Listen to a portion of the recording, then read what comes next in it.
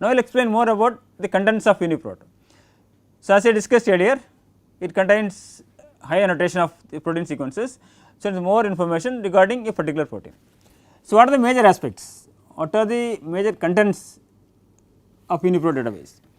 So, first they give about the proteins, right, the names, origin and attributes and so on, and go with the ontologies, and then the next the sequence information, right. Then once we give this information, then they have to support this information by other means.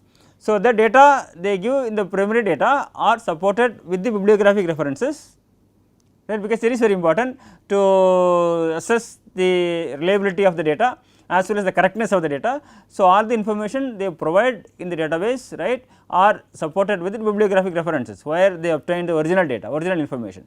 Then they give the cross reference with lot of other databases. I will show some of the important databases, and they give the complete information regarding these particular entries. So, if you want to search data for any of these specific proteins, right, then I will show one example. So, hemoglobin B chain. What is the importance of hemoglobin B chain? Yeah, this is a transport protein, oxygen carrier protein, right. So, I put hemoglobin B chain. So, if you click the hemoglobin B chain and click on search, right, if you click here.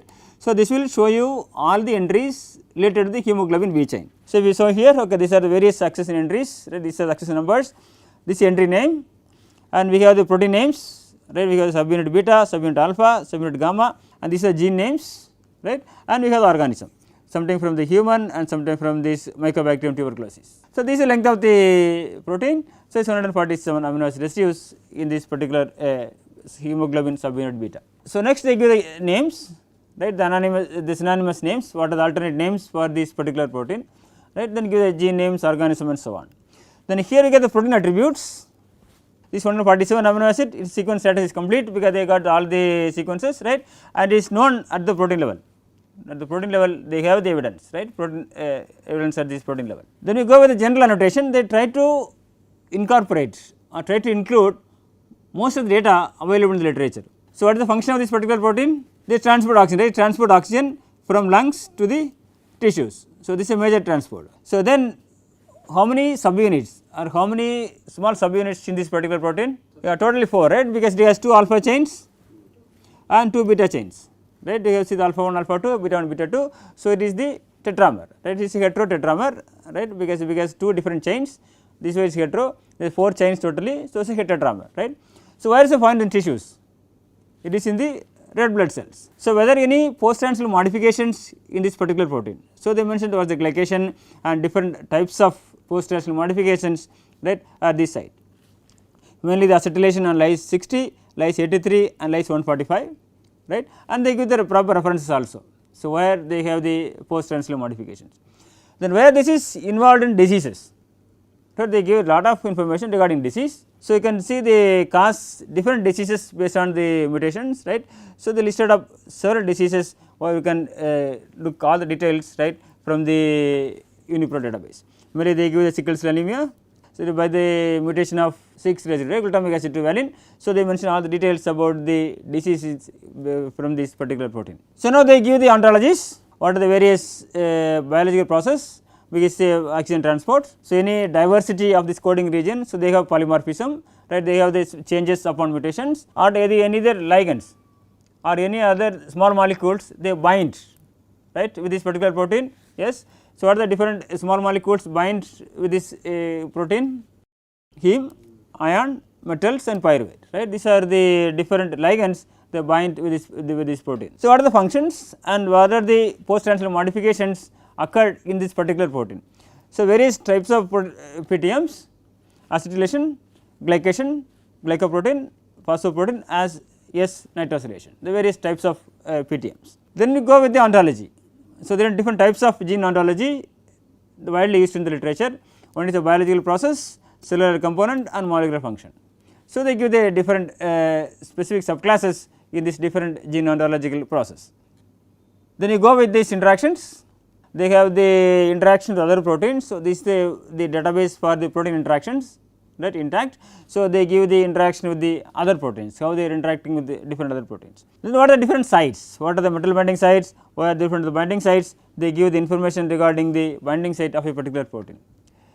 right. Now, the variants, there are various variants in this particular protein, right. So, they give the wild type residue, this is the residue which are real the original residue in the protein,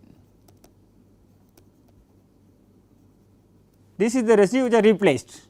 So, this is replaced, for example, valine is replaced to alanine, then it will happen to what is the major disease. So, here give you all the mutations from this is 2 and which type of diseases, and they give the references, right. They can have all the information. Essentially, if you see, UniProt is the unique resource which contain all the information regarding any particular protein, right. Now, you go with the next step. Now, till now they mentioned about the general information, right. What are the functions and what are the gene ontology, what are the binding sites, what are the PTM sites, all the information they give. Now, they go with the sequence level, right, the major aspect of this UniProt.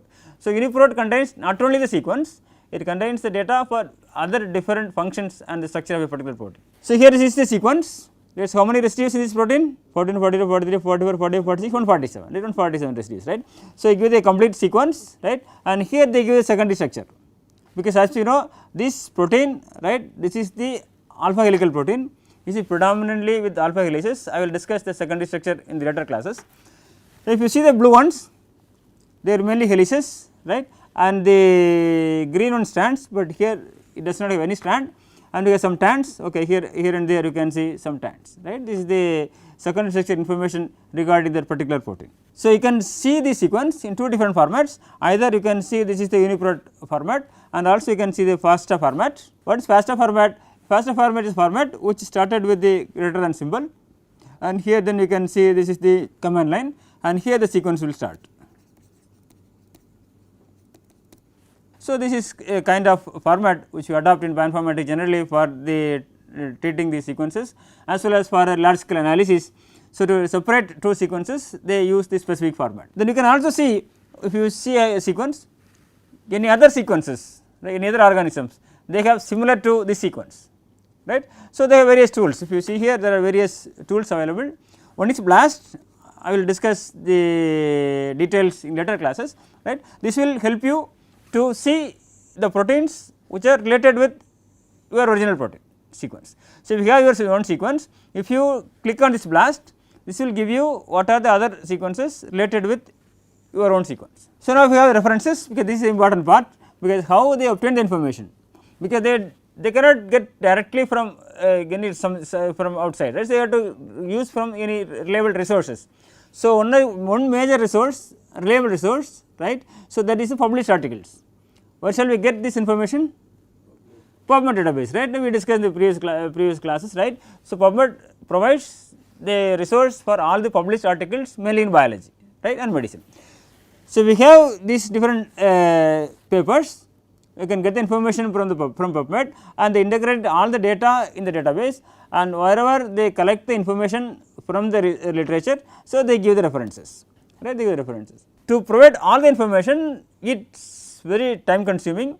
So, manual curation is very hard. This is the reason why the manually curated sequences are less compared with the computerly translated sequences. So, there they can collect the information by keyword searching, and they collect the data from the resources and put it as it is, right. They do not have to work on that, but for the reliability, so we need to do the manual curation. So, now I give the sequence databases, right. You can see the what is EMBL, GenBank and DDBJ, which sequence database? Nuclear sequence database, right. They give the complete sequence databases and the translated sequences, everything they provide the information, right. Then this is the 3D structures. So, this is the method how they obtain the data, right, and the resolution and the positions and so on, right. More details I will discuss in later classes, right. So, these are the protein-protein interaction databases, Mint, Interact and String. So, it will give you the particular proteins how this interact with other proteins. Then they give other proteomic databases and the post-translational modification database and so on, right. Then also they provide genome annotations, organism specific database as well as the phylogenomic databases. This is the one part. First part is the general information, second part is the sequence and the structure and the functional information plus the links, and now they give the different type of annotations. They give the enzyme and pathways where they have this reactome, and gene expression databases, right, and family domain database, and as well as the other resources, for example the drug bank and other resources. Fine. Then they have the other relevant documents like human chromosome and other polymorphism, disease mutation and so on. Now you are familiar with the all the contents of UniProt database, right. When you have time, you look into the UniProt and take your own protein, and if you search and if you read, then you will be comfortable with understanding all the aspects of a particular protein. So here in the hemoglobin B chain, in the first part we give all the functional information regarding the general information, and second part with the protein sequence along with the secondary structure or the tertiary structure and the links to the databases, and the last part they give the enzymes and pathways and the interactions and so on. If you search with the hemoglobin B chain, for example, it will give you lot of data. So you can for example, if you see this many data, and from that some of them are redundant. If you see the two sequences, they are sometimes 90% identity, sometimes 80% identity, right. For example, if you have these two sequences,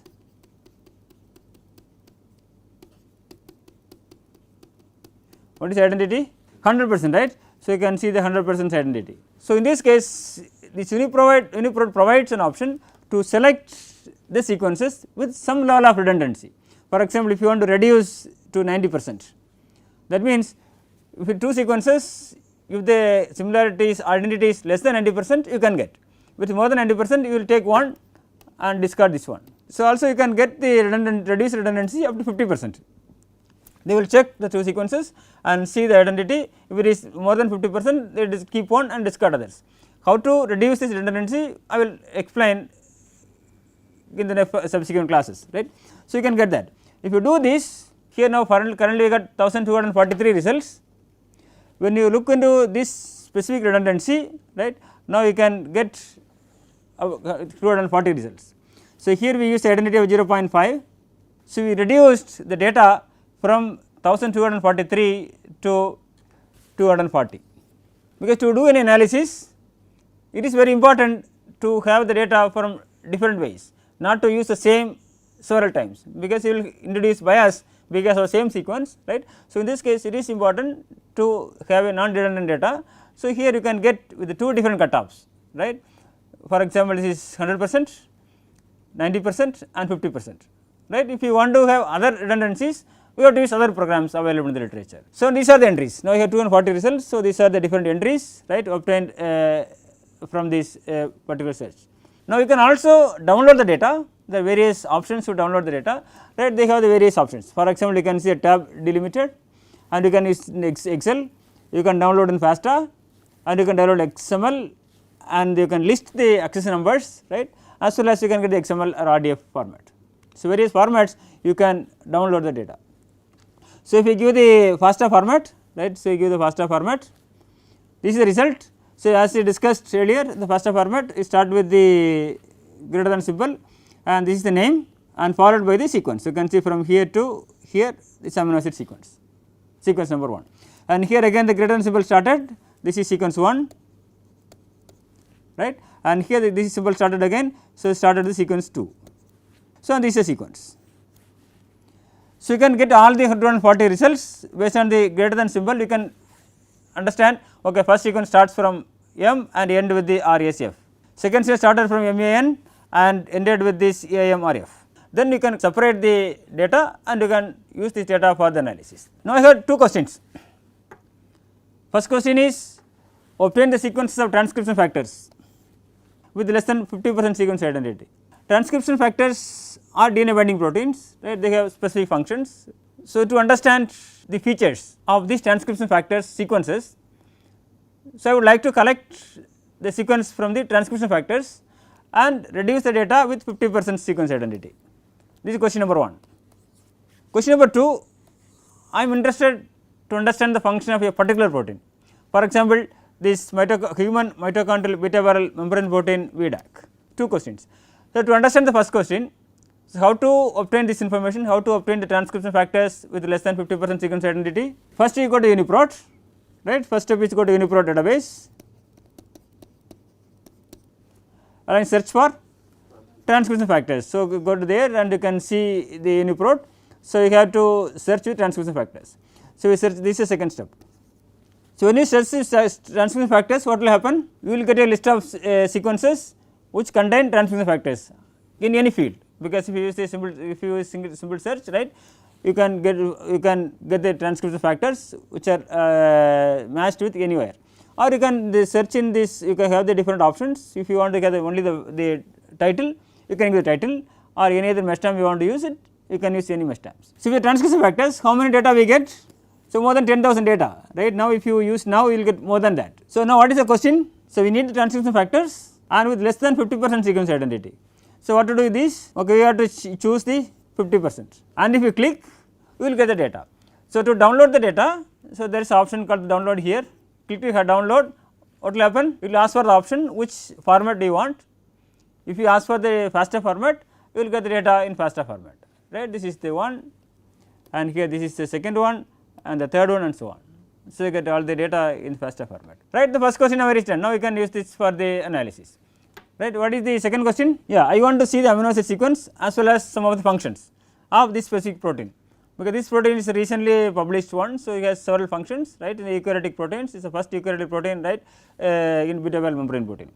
So, if you do this, right, just go to the UniProt, and if you search with this keyword mitochondrial beta-ball membrane protein and human and VDAC, right, then you will get this specific entries, and if you click on any of these things, right, you will get the data. This is a sequence. So, this is your sequence. If you want to get the FASTA format, you can click into FASTA format, and then you will get the sequence in the FASTA format. Now, in the UniProt, you can obtain the information on different perspectives. For example, if you are interested on any of the particular protein, you want to do that.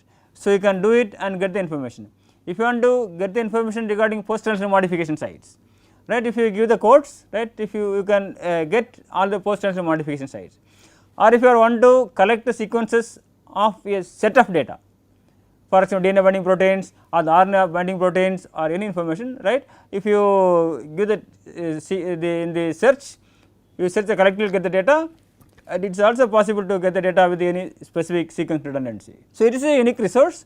It contains a lot of information regarding protein sequences, right. So, this is the reason why several researchers, they are using the UniProt database in their research. So, now we will recollect again what are the various aspects we discussed in the class today. Primary structures. What is the primary structure? Specific arrangement of amino acid residues in a protein, right, like it has a main chain and it has a side chain. So, main chain, it is the same, right. What is the main chain? So, the amino sign, there is NH2, right, C alpha, C, N, C alpha, C, it goes on, right. Then you can put the COH. This is the amino terminal, N terminal, this is called the N terminal or amino terminal, this is C terminal. So, you can see this is the information you will get, but C alpha is connected one side with the R group, another with the H, right. So, this is H, here this is R1, this is R2. So, now this is the main chain, this is chain is the same, only the side chains are different. So, you can get R1, you will get R2, R3 and so on. This can be same amino acid or different amino acid. So, this determines the sequence. So, here if you see this, what is R1 here in this sequence, this is M, R2 alanine, right, because M is here, right, and this is 1 2. So, this is how we get the sequence. This is the primary sequence. We know the link, we know the sequence arrangement, but we do not know anything else, right? We do not know the locations, right. So, right. So, now what is the primary resource for the protein sequences? PIR and the SwissProt, right. This is the earlier developed databases, right. Then they merge together to form UniProt database. UniProt is the universal protein knowledge base, right. Now, it is widely used in the literature. Now, what are the different contents of UniProt? Sequences, functions and the structural information and the various interactions and the pathways and assemblies, right, and supplemented with the original literature. So, what are the major applications of UniProt? Yeah, different functions and the different sequences, different distribution of amino acids, different functions, right. We can use for the either specific sequence or any collectively sequences, right, and you can use it for the further applications, right. This UniProt is the unique resource for the protein sequence databases. Next class I will discuss about what are the various aspects you can derive from these amino acid sequences, that we will discuss in the later classes. Thanks for your kind attention.